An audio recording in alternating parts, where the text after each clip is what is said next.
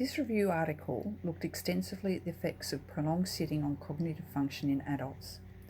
Office-based workers can spend up to 85% of their time sitting. Prolonged sitting may have detrimental effects associated with cardiovascular, metabolic, and mental health. This can also then be related to poor executive function and memory, poor attention, visuospatial skills, which are all important for cognitive aspects of work performance.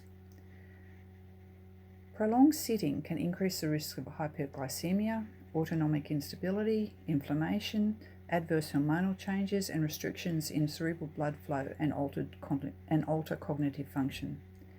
So breaking up sitting may improve physiological mechanisms that can influence cognition by modulating cardiovascular risk factors, glucose metabolism, adipose tissue metabolism, energy expenditure, neuroendocrine function, muscular systems, and central and peripheral vascular functions.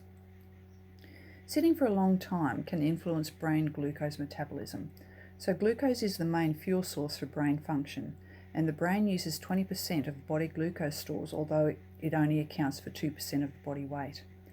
Hyperglycemia and insulin resistance is associated with decreased cognitive measures and atrophy to the hippocampus.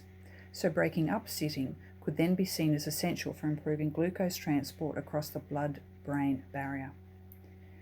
Decreased activity is thought to negatively be associated with cognitive function, and excess weight has been linked to worse cognitive outcomes. So breaking up prolonged sitting has been associated with improved regulation of lipid metabolism and inflammatory pathways, reducing pro-inflammatory cytokines.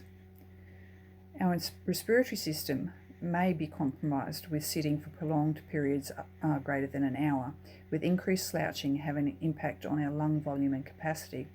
It is suggested that this may reduce the alveoli recruitment and reduce the availability of oxygen to the brain. Research has shown that intermittent walks improve fatigue levels and cognitive function, possibly through the autonomic nervous system regulation. So prolonged sitting also has an impact on our cerebral and peripheral vascular dynamics. Breaking up long bouts of sitting can regulate peripheral and cerebral blood flow and improve venous return.